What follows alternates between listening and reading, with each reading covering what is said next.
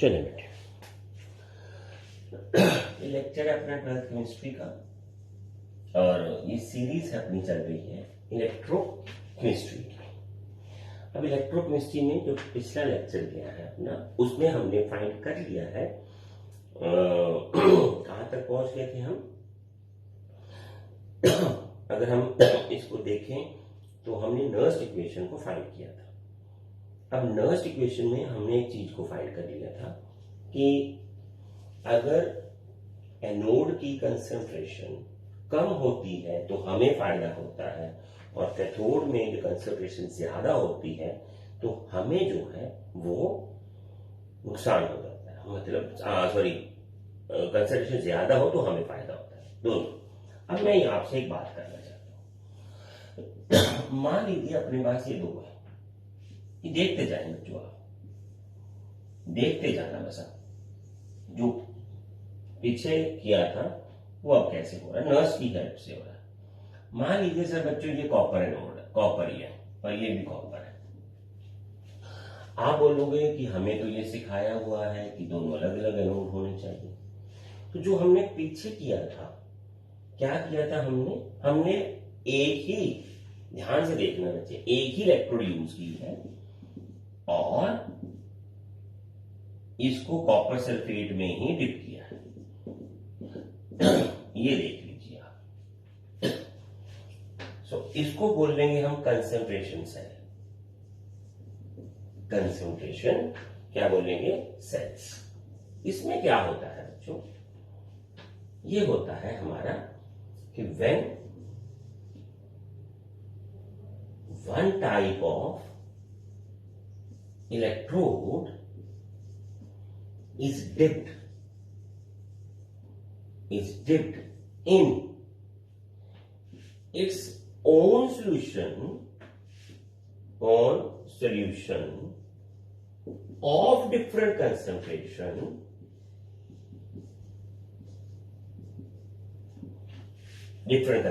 मान लीजिए इसकी कंसंट्रेशन C1 है, ये C2 है, can act as a an electrochemical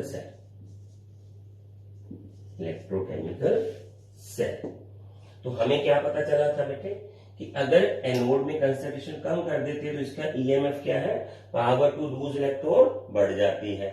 अगर यहां कंसंट्रेशन ज्यादा कर देते हैं तो इसकी पावर टू गेन इलेक्ट्रॉन बढ़ जाती थी। यहां इलेक्ट्रॉन लूज करने की ताकत बढ़ी है, यहां गेन करने की ताकत बढ़ी है। हो गया डिफरेंस, बन गया अपना काम। So N electrode dipped in concentration, low concentration, act as anode and other dipped in higher concentration act as cathode. ये आ गया अपने पास। ठीक है बच्चों, कैथोड और एनोड वो ऐसे एक्ट कर जाएगी। एक ही electrode can be use to make the concentration cell. ये अपने आप को हमने याद रखना है। अब सर बच्चों ये ध्यान रखो, हम ये पता चला ना, ये मैंने पिछली बार भी कहा था आपको कि इसकी power to lose electron concentration low होने से बढ़ जाती है, कंसंट्रेशन ज्यादा होने से इसकी गेन पावर बढ़ती है। तो कंसंट्रेशन सर ओरिजिनल थी 1m। आपको क्या करना है, इस सोल्यूशन में कंसंट्रेशन 1m से कम कर दोगे तो यही कॉपर की जो लूजिंग पावर है वो बढ़ जाएगी। इसमें आप कंसंट्रेशन 1m से ज्यादा कर दोगे तो इधर ही कॉपर की जो है गेनिंग पावर उससे भी बढ़ जाएगी। या आप ऐसे कर लीजिए, इसकी कंसंट्रेशन ले लीजिए 1m, 0.01 और इसकी कंसंट्रेशन 0.1, तब भी हो जाएगा काम। बस दोनों की कंसंट्रेशन में डिफरेंस है, तब भी बहुत बढ़िया काम होगा। ये तो वो मैंने आपको ऐसे एग्जांपल ले लिया क्योंकि 1m ऐसे ले लिया था। तो यहां इन दोनों की कंसंट्रेशन में भी यही होना चाहिए, इससे इसकी कंसंट्रेशन कम होनी चाहिए, चाहे इलेक्ट्रोड सेम है। वैसे तो हमने जिंक और कॉपर में किया था। ये कंसंट्रेशन सेल है, अब जब इनकी कंसंट्रेशन आप डिफरेंस करोगे, यही मैं बोल रहा था नर्स्ट इक्वेशन के लास्ट में कि कंसंट्रेशन कम होने से एनोड में हमें फायदा होता है और कंसंट्रेशन ज्यादा होने से कैथोड में हमें फायदा होता है। हम उसी फायदे को एक ही इलेक्ट्रोड में यूज कर सकते हैं। तो ई ऑफ सेल कैसे आदि निकालते हैं हम, E nought cell plus 0.059 by N log. अब लॉग लॉग क्या था, ये आपको जो हमने किया था उसमें आ गया। मान लीजिए ये था कॉपर की कंसंट्रेशन इधर, ठीक है, तो कैथोड कंसंट्रेशन मान लीजिए, और नीचे आ गई मान लीजिए एनोड कंसंट्रेशन। ठीक है सर, ये एनोड कंसंट्रेशन आ गई। ठीक है, ये आ गया अपने पास सेल का ईएमएफ जो है अपने पास। ठीक है, ठीक है, क्लियर।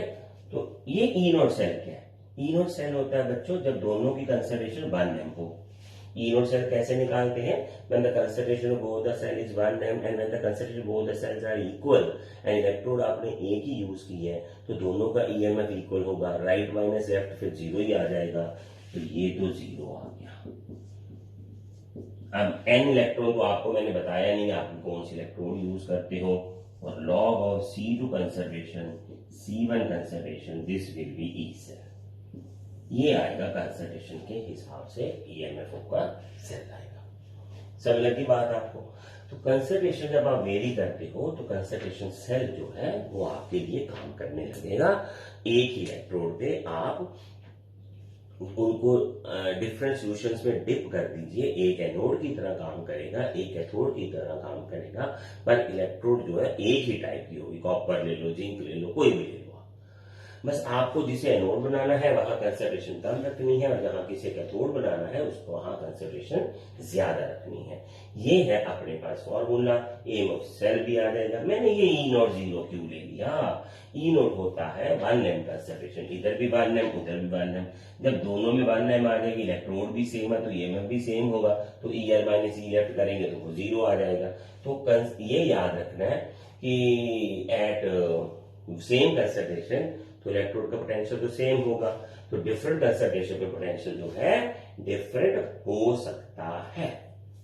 समझे बात आप। तो ये है आपका कंसंट्रेशन सेल। ये बहुत अच्छा है, ये एनसीईआरटी का मेन टॉपिक्स में से एक है। नर्स में ये काफी माना अच्छा जाता है, आप इसको ध्यान से देख लेना। ठीक है, चलिए ये आ गया अपने पास कंसंट्रेशन वाला काम। अब आता है बच्चों छोटी सी बात। क्या बात है बच्चों, मैं आपको एक छोटी सी बात बताता हूं। यहां मैं वैसे ही बनाता हूं ये इलेक्ट्रोड। ये आप मेरे साथ इसको अच्छे से समझने की कोशिश करना, जहां पता ना चले एक दो बार इसको देख लेना आप।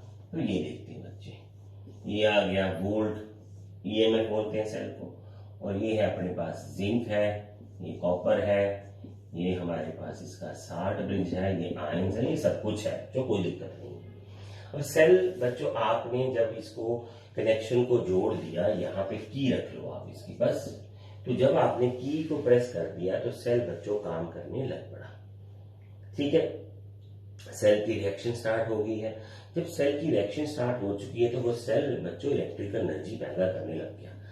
अब इसका मतलब है कि जो सेल है वो इलेक्ट्रिकल वर्क डन कर रहा है, यानी electrical work is done by the system जो हम यूज करते हैं बच्चों। ठीक है ना, इलेक्ट्रिकल काम करता है सेल जो हम यूज करते हैं, सिंपल सी बात है। सो हम क्या करेंगे, as cell reaction is on the cell starts doing electrical work करने लग गया। सेल इलेक्ट्रिकल वर्क करता है बच्चों। ठीक है, अब ये ध्यान रखना आपने, सेल क्या करता है, इलेक्ट्रिकल वर्क करना स्टार्ट कर देता है। अब जैसे जैसे वो सेल इलेक्ट्रिकल वर्क करता है तो उसकी फ्री एनर्जी जो कम होती जाती है, इट्स फ्री एनर्जी डिक्रीजेस। अब फ्री एनर्जी क्या थी बेटे, फ्री एनर्जी थी Gibbs free energy. Gibbs free energy is maximum energy available for a system for a system to do work, ये होती है बच्चों। अब जितनी उसके पास एनर्जी है वो उसने काम शुरू कर दिया तो वो कम होनी शुरू होगी। फ्री एनर्जी का मतलब है कि आप वो एनर्जी जो काम करने के लिए यूज करें, to do useful work, useful work, जो यूजफुल काम करने के लिए सिस्टम के पास अवेलेबल एनर्जी है। यानी सिस्टम ने अपना जो काम करना था, अपने इंटरनल काम तो कर लिए, अब वो काम है जो available for a system to do useful work for us. इसको इतना प्रिसाइज कर लेते हैं। वो जो हमारे लिए काम करने के लिए एनर्जी उसके पास बचती है अपनी रिएक्शंस को कैरी करने पे बाद, तो उसको बोलते हैं गिब्स फ्री एनर्जी। और दैट इज ऑलवेज जो हम चेंज में मेजर करते हैं। अब इसका मतलब ये बना कि डेल्टा जी जो है, पहले तो हम देखिए वर्क कितना, जितनी उसके पास फ्री एनर्जी है मैक्सिमम उतना ही वो काम करेगा। अब जितनी फ्री एनर्जी डिक्रीज हो चुकी है, मान लीजिए जितनी फ्री एनर्जी कम हो चुकी है उतना उसने यूजफुल वर्क कर चुका है। तो ये लाइन वो है, starts electrical work and it's free energy decreases. तो जितनी डिक्रीज हुई है एनर्जी उतना उसने यूजफुल वर्क हमारे लिए कर चुका है। So that is the decrease in free energy, decrease in free energy is equal to useful work done by system for us. तो इतना उसने काम हमारे लिए कर दिया। अब पहले तो देखिए सर इलेक्ट्रिकल वर्क कितना किया उसने, इलेक्ट्रिकल वर्क। देखो आप अभी जो कर रहे हो बच्चों, जो भी बच्चे करेंगे वो ये चैप्टर तब करेंगे जब आपने वो इलेक्ट्रिकल पोटेंशियल वर्क +2 वाला कर चुके होंगे। तो इलेक्ट्रिकल वर्क कैसे निकालते हैं बच्चों, ईएमएफ ऑफ द सेल और potential difference between the cell. तो यहां हम ईएमएफ लेंगे into charge flow, into charge flow. मान लीजिए वो n moles of electron flow की है, n moles of electron flow कर गया। इलेक्ट्रॉन से बात करेंगे ना चार्ज की, तो यहां से मान लीजिए n मोल वहां फ्लो कर गए। तो ईएमएफ यानी पोटेंशियल, इसको ईएमएफ इलेक्ट्रोमोटिव फोर्स या पोटेंशियल बोलो, इसका अलग से एक लेक्चर लगाएंगे देखो क्या डिफरेंस होता है, वो सेम ही है। ईएमएफ वो होता है बच्चों जब सेल ने काम करना शुरू नहीं किया और हमने थ्योरेटिकल वैल्यू दे दी भी इतना होगा। अब जब वो काम करता है बच्चों, सेल जो भी कभी भी सेल काम करता है तो सेल में कुछ वेस्टेज तो आएंगी ना, यानी जिस डिजाइन से हमने उसका पोटेंशियल बनाया था उससे कम आता है।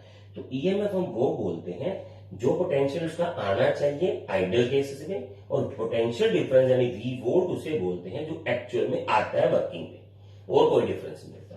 तो EMF into n moles of flow. अब n मोल ही फ्लो कराए, कभी हमने लिखा था ना n equal to 2 electron flow करते हैं।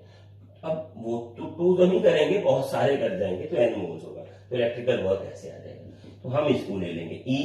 अब n मोल्स का बच्चों ये ध्यान रखो, एक मोल इलेक्ट्रॉन पे जो चार्ज होता है वो फैराडे के इक्वल होता है, that Faraday is 96,500 coulomb nearly. अब ये बार बार हमें 1.6 into 10⁻19, 6.0 to 10⁻23 एवोगाड्रो नंबर से मल्टीप्लाई करने की जरूरत नहीं होती है। यही होता है 1 फैराडे, ये होता है 6.0 to 10⁻23 into 1.6 into 10⁻23 कूलम, ये 1 फैराडे होता है। और जो नियरली 9655 कूलम ही आता है, तो हमें इसको बार बार देखने की जरूरत नहीं है। तो काम किया सर उसने इतना। तो डिक्रीज कितनी आई free energy, delta G. Change तो ये आएगा माइनस में NFE। माइनस क्यों आया बच्चों, माइनस इसलिए आया क्योंकि ये जो एनर्जी है वो कम हो रही है बच्चों, ये देखो कम हो रही है। तो कम मतलब है माइनस साइन आएगा, तो फ्री एनर्जी कम होगी तो रिलेशन आ गया NFE, ई सेल आ गया। अब मान लीजिए बच्चों आपने ई सेल ले लिया, आपको तो पता ही नहीं था कि ई सेल पॉजिटिव लेना नेगेटिव लेना, मान लीजिए तो आपने ई सेल ले लिया नेगेटिव, तो ये तो आ गया पॉजिटिव। तो decrease in free energy positive में तो आ नहीं सकती, वो तो इंक्रीज आएगी। ठीक है, तो फ्री एनर्जी बढ़ गई आपकी, इसका मतलब काम ही नहीं किया आपने। ठीक है ना, फ्री एनर्जी तो कम होती है ना। फ्री एनर्जी क्या होती है, जो अवेलेबल है हमारे पास यूजफुल वर्क करने के लिए। जब आपकी काम कर रहे हो तो आपके पास जो एनर्जी अवेलेबल है काम करने के लिए वो धीरे धीरे कम होगी। जब वो कम हो जाएगी तो उसको बोलेंगे डिक्रीज इन फ्री एनर्जी। वो नेगेटिव नहीं आनी चाहिए। डिक्रीज कैसे निकालते हैं? Final free energy minus initial free energy. तो डेल्टा जी निकालनी ऐसे ही होती है हमें, डेल्टा जी फाइनल जी माइनस इनिशियल जी, ठीक है ना। फाइनल जी कम है, इनिशियल जी ज्यादा है हमारे पास फ्री एनर्जी, तो आंसर माइनस में आएगा। तो अगर आपका डेल्टा जी माइनस में आ रहा है तो सेल आपका स्पॉन्टेनियस है, काम कर रहा है। अगर डेल्टा जी प्लस में आ गया है तो सेल स्पॉन्टेनियसली काम नहीं कर रहा। Delta G minus sign, delta G negative sign means cell reaction spontaneous. Cell reaction क्या है? स्पॉन्टेनियस है, अच्छे से काम करती रहेगी। जब तक जितनी अवेलेबल फ्री एनर्जी है वो उतनी ही हमें देती जाएगी, कोई दिक्कत नहीं है। तो यहां हम ये भी बोलते हैं कि ये डेल्टा जी और ईएमएफ ऑफ सेल का एक रिलेशन भी है। डेल्टा जी और ईएमएफ सेल का एक रिलेशन है, इसलिए कुछ न्यूमेरिकल्स आएंगे, फिर वो करेंगे। आई होप कि आपको अच्छे से समझ लग गया है ना। तो नहीं तो आप एक बार इसको दोबारा सुन लीजिए, कोई दिक्कत नहीं है बच्चों। अगर आप नए आए हो चैनल पे तो आप इसको सब्सक्राइब कर लें, उसकी प्लेलिस्ट में जाएं, सारे लेक्चर्स दे रखे हैं, लेक्चर वाइज लिखा हुआ है, सारा टॉपिक के नाम लिखे हुए हैं, आप अच्छे से आराम से देखना, इसको शुरू करें और इसके नोट्स को उतारें, लिख के लिखे कॉपी पे। धीरे धीरे आप 1-2 दिन इस पे लगाएं, 3-4 दिन, ठीक है। तो देन यू विल रियलाइज कि एक कॉपी की नोट्स वाली कॉपी एक बन रही है आपकी, जो आपको एग्जाम में हेल्प करेगी। यही पढ़ेंगे, जब आपने लिखा, आपने समझ के लिखा हुआ है तो फिर आपको वो याद भी रहेगा, ठीक है बच्चों। अब क्या आता है?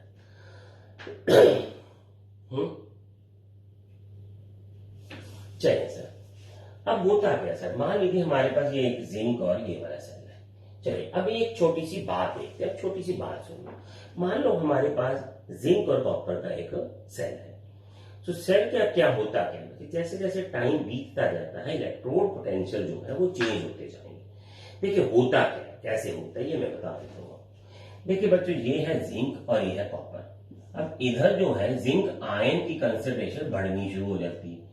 देख आप समझते हो ना, जिंक आयन यहां से आएंगे, इलेक्ट्रॉन वहां चले जाएंगे, और यहां कॉपर आयन की कंसंट्रेशन कम होनी शुरू हो जाती है क्योंकि वो डिपॉजिट होता है। देखिए ध्यान से देखना बच्चों, यहां जिंक आयन की कंसंट्रेशन ज्यादा हो रही है और वहां कॉपर आयन की कंसंट्रेशन बढ़ रही है। लिख देते हैं sir. Now as time passes, जैसे जैसे टाइम बीतता है, the concentration of Zn+2 ions और anode ions increases and copper+2 ion और कैथोड आयन डिक्रीजेस।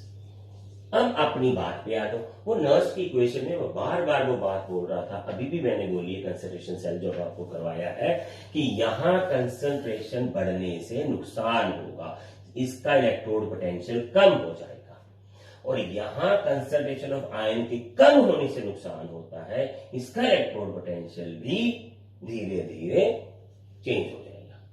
अब होता क्या है बच्चों कि एक ऐसी सिचुएशन आ जाती है कि यहां आयन बनने से इसकी पावर टू जो हमने बोली थी लूज इलेक्ट्रॉन वो कम हो जाती है, और यहां कंसंट्रेशन कम होने से इसकी पावर टू गेन इलेक्ट्रॉन कम हो जाती है।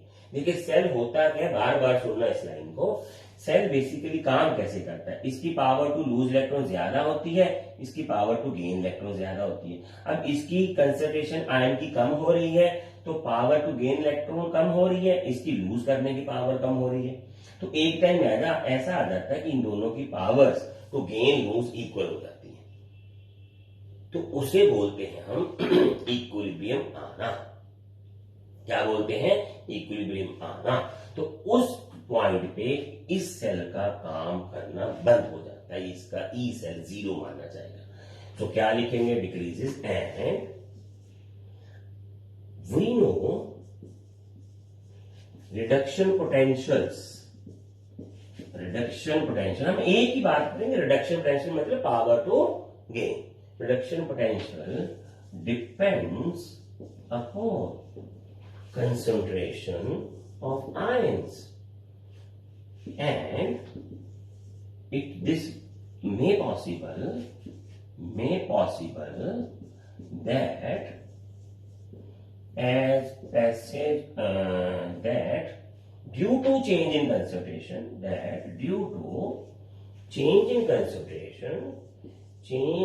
concentration of ions in anode and cathode, the reduction potential हमने तो वो डिटेल में नहीं करना जो मैंने आपको बताया, ऐसे लिखे रिडक्शन पोटेंशियल्स मैं आपको लिख के दे रहा हूं of electrodes become equal and EMF of E cell becomes zero. Cell stops working. Cell क्या कर दिया? Stops working and E cell is zero. तो E cell क्या आ जाएगा? Zero आ जाएगा।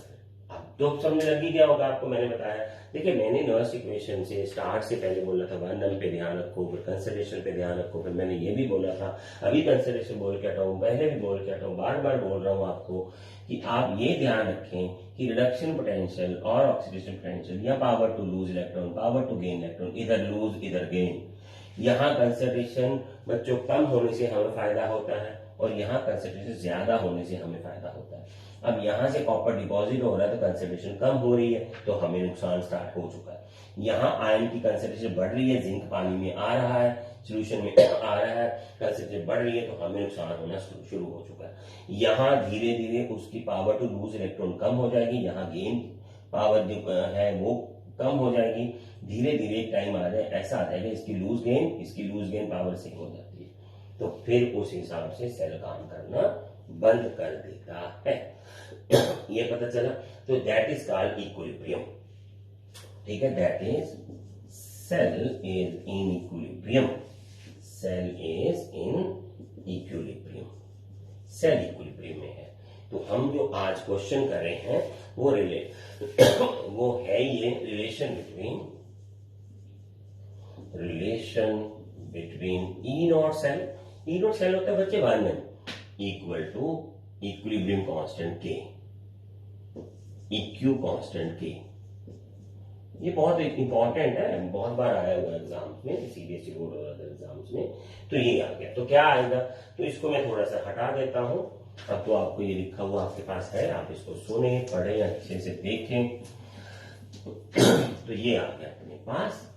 ठीक है, तो हमारे पास रिएक्शन क्या थी बच्चों, E cell E nought plus 0.059 over 2 log. अब मैं आपको फिर बोलता हूं बच्चों, पहले मैं यहां कर देता हूं आपके लिए जिंक कॉपर आयन, मैं इक्विलिब्रियम के निकाल देता हूं पहले रिएक्शन से, Zn प्लस और कॉपर सॉलिड। अब क्या आएगा बच्चों, के क्या आएगा, प्रोडक्ट की कंसंट्रेशन, ये वाली प्रोडक्ट की concentration divided by concentration of reactants. अब आपको पता है जो चीजें सॉलिड्स होती है उनकी कंसंट्रेशन यूनिटी होती है, तो के है अपने पास Zn प्लस कॉपर प्लस 2। अब यहाँ क्या है बच्चों, तो इसका मतलब के है आपके पास, यहाँ ऐसे जिंक कॉपर लिखेंगे anode concentration divided by cathode concentration. ठीक है ना, ये आ गया आपके पास। ठीक है, अब हमारे पास जो ये फॉर्मूला है, ठीक है ना, वो कैसा है बच्चों, यहां होती है हमारी कैथोड कंसंट्रेशन, क्योंकि यहाँ प्लस दिया, और ये आ गया हमारी एनोड कंसंट्रेशन। हाँ, कोई घबराने वाली बात ही नहीं है इसमें। इसको जो जीरो डाल दीजिए, ये जीरो, ये माइनस कर दीजिए। क्यों कर दिया माइनस, क्योंकि हमने इसको रिवर्स कर दिया। जब रिवर्स करेंगे तो ये ऐसे माइनस हो जाएगा, कोई दिक्कत नहीं है। ठीक है ना, ये लॉग फॉर्मूला है। अब ये इधर आ गया, तो इधर आ गया तो इससे माइनस आएगा तो कट जाएगा, तो 0.059/9 log of anode concentration on cathode concentration. ये आपको याद रखना पड़ेगा, इक्विलिब्रियम कांस्टेंट है ये।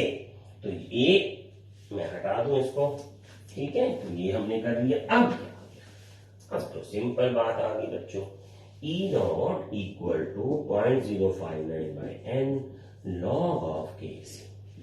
ये आ गया अपने पास इसका एक छोटा सा रिलेशन। ठीक है जी, तो ये आप देख सकते हो लॉग के सी ये सारा कुछ लिख दिया। अब कई बार क्या होता है ना बच्चों, ऐसे निकलने का फायदा कम हो जाता है हमें। तो ये क्या था हमारे पास, सीधा फॉर्मूला क्या था हमारे पास, 2.303 RT NF log of KC। आपने बोला सर ये क्यों लिखा है बच्चों, अब कई बार वो टेम्परेचर स्पेसिफाइड हो गया तो फिर ये तो गलत हो जाएगा, ये 298 ये R ये F ये N, तो फिर टेम्परेचर की स्पेसिफिकेशन के लिए आपको ऐसा ही लिखना चाहिए, ये याद रखना पड़ेगा आपको। ये समझे बात आप मेरी अच्छे से। तो यहां तक हम पहुंच गए। आज हमने 3 टॉपिक्स कर दिए, conservation of cell, gives free energy और equilibrium constant relation with E nought cell. तो इसमें सब में कंजर्वेशन की बात है, दोबारा देख लीजिए इसको, कोई दिक्कत नहीं है आपको, जितनी बार देखोगे आपको इसका पता चलता जाएगा। ठीक है, अभी एक छोटा सा न्यूमेरिकल ले लेते हैं बच्चों, फिर भी हम करेंगे इसके कंसेप्चुअल, तो अभी बाकी भी हैं आपके। तो यहां देखिए बच्चों आपके लिए क्या है क्वेश्चन में। अब एक क्वेश्चन ले लेते हैं बच्चों हम, बढ़िया सा। चल तो क्या है क्वेश्चन, ये देखते हैं बच्चों आप। ठीक है, चलिए पहला क्वेश्चन तो हम ले लेते हैं ये वाला। ठीक है,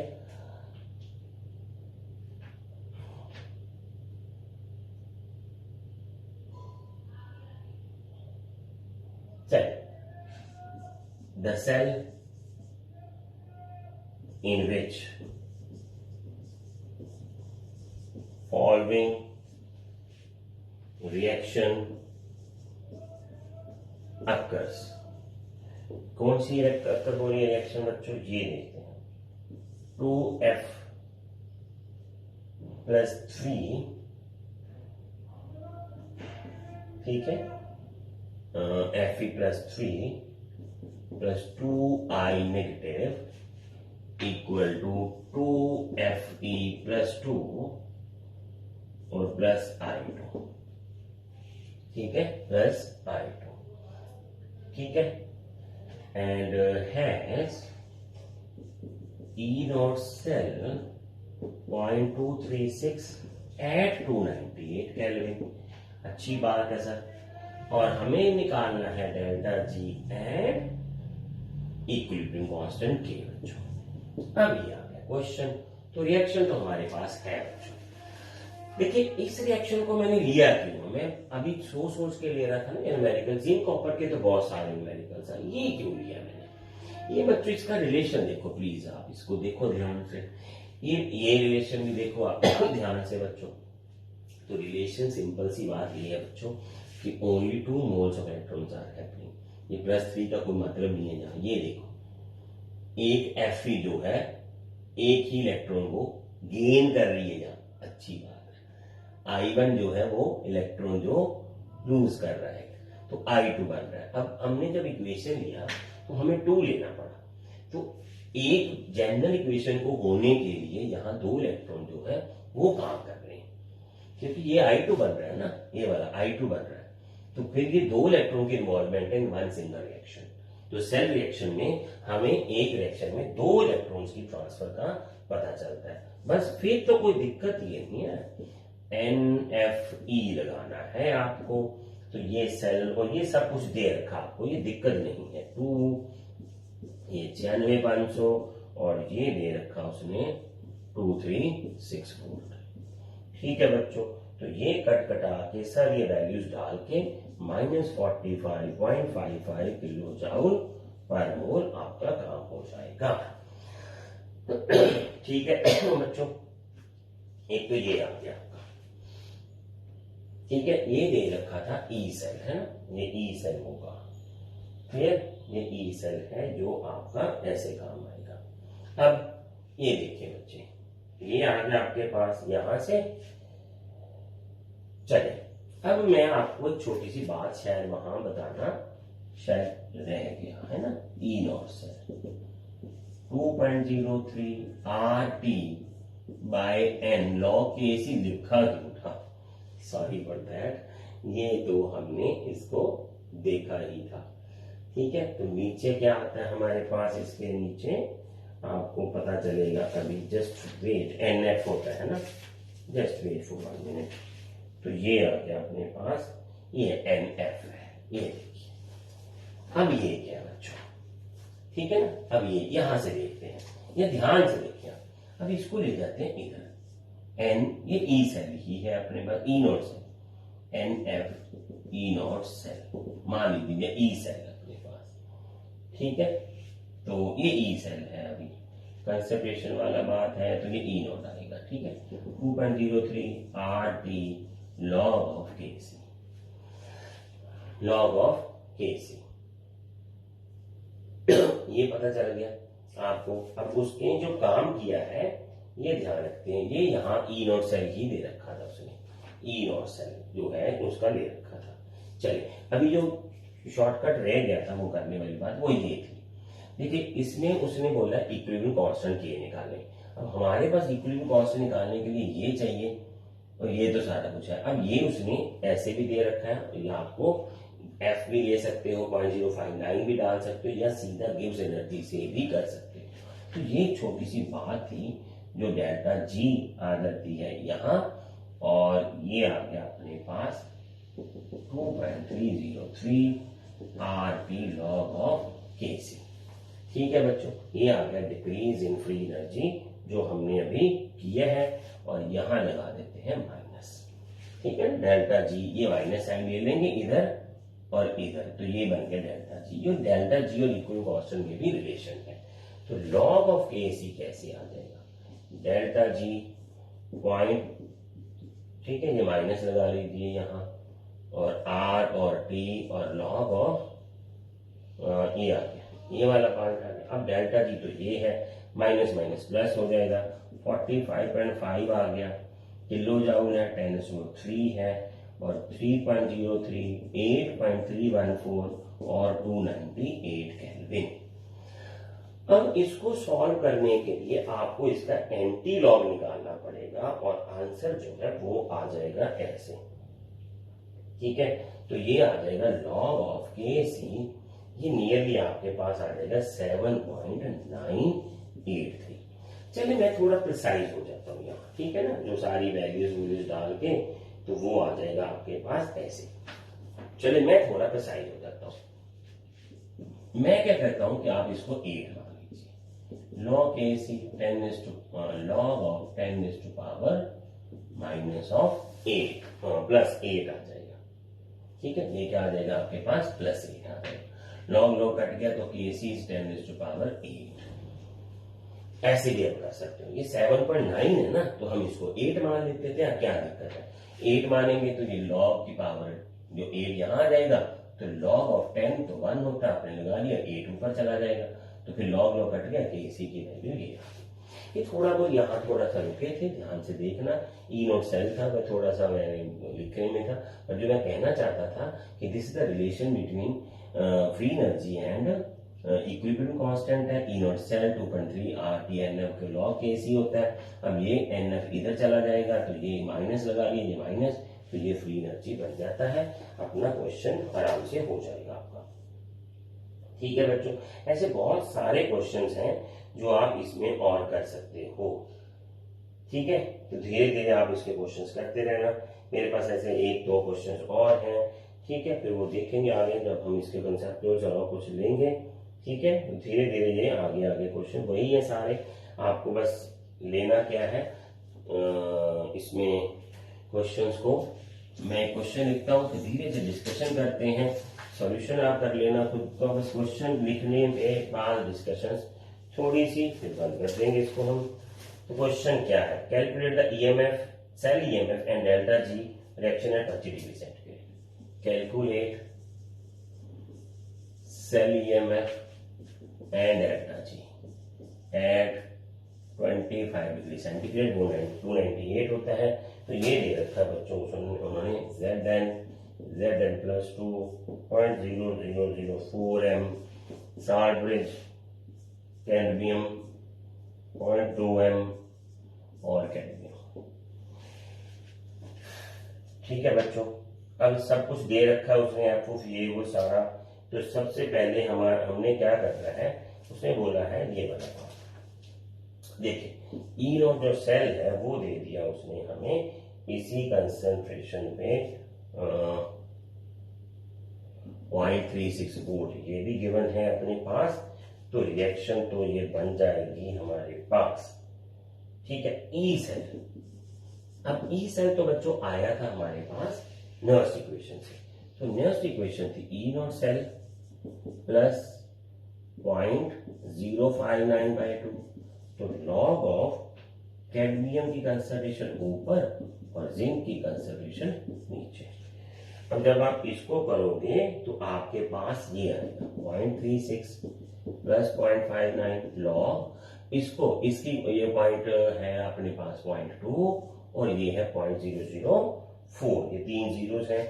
अब जब यहां लगाओगे तो you will get A answer 0.5, ठीक है, और ये आ जाएगा आपके पास, मैं बोलता हूं ये बनेगा आपके पास, मान लीजिए 5 × 10⁻², ठीक है। अब इसको सॉल्व करना मैंने सिखा रखा, तो अब बार बार तो नहीं होगा, अब ये कर लेना, तो ये बन जाएगा आपके पास 0.44 वोल्ट। इसको कैसे करते हैं बच्चों, log 5 × 10⁻², तो आप करेंगे log 5 प्लस log 10⁻², log 5 आपको बताया था, इसको 2 में जोड़ दें तो ये सीधा आंसर आ जाएगा आपके पास यहां, फिर इसको मल्टीप्लाई करें तो ये आ गया ई ऑफ सेल। क्या आ गया अपने पास, ई ऑफ सेल आ गया। अब बच्चों n तो 2 मोल्स ही है हमारे पास, तो डेल्टा जी कितना आ जाएगा, डेल्टा जी है -n E cell into F, तो n है 2 और ई सेल है 0.44, ये है 96,500, ठीक है बच्चों। तो ये आ गया आपके पास -84.9 किलो जूल पर मोल, ये आ गया अपने पास, ठीक है बच्चों। तो ये आ गया अपने पास सारा आंसर, क्लियर। ये ऐसे ही करना है बच्चों, अब ये बार बार वही आ जाएगा आपके पास, आप देखते जाओ इसको धीरे धीरे समझो। ये कंसिडरेशन को डिवाइड करना है, ये कटकटा के आना चाहिए आपके पास, इसको ऐसे करना log 5 प्लस ये 2, यहाँ log 5 आपको बताया हुआ है, आप पिछले लेक्चर्स में देख लिया, जो नए बच्चे हैं वो log 5 अपने कैलकुलेटर से देख लीजिए या अपने वो स्मार्टफोन से देख लीजिए, तो मैंने बताया हुआ है, आप सीरीज देखें, सारे लॉग्स याद करने हैं, जितने भी मैंने बोले थे वो सीधा भरोगे तो आंसर निकलता जाएगा। अब यहाँ आपने कुछ नहीं किया हुआ, ई नॉट सेल दे रखा है, ये सेल निकाला, डेल्टा जी निकाला, ये ऐसे ही क्वेश्चंस हैं, बहुत सारे हैं बट होते सेम हैं। आप बस कंसंट्रेशन और लॉस का थोड़ा ध्यान रखें, एंटी लॉस का ध्यान रखें। वो इक्विलिब्रियम कांस्टेंट डेल्टा जी के रिलेशन बनाने लग गया था मैं, वो इसलिए बनाया गया था, कई बार वो टेम्परेचर फ्लक्चुएशन दे देता है, नहीं दे तो फिर सीधे ही करते जाओ आप, कोई दिक्कत नहीं है, यहाँ सीधा ही आ जाएगा, फिर ये चलता जाएगा आपका, ठीक है बच्चों। चलो मिलेंगे अगले लेक्चर में, शबा खैर।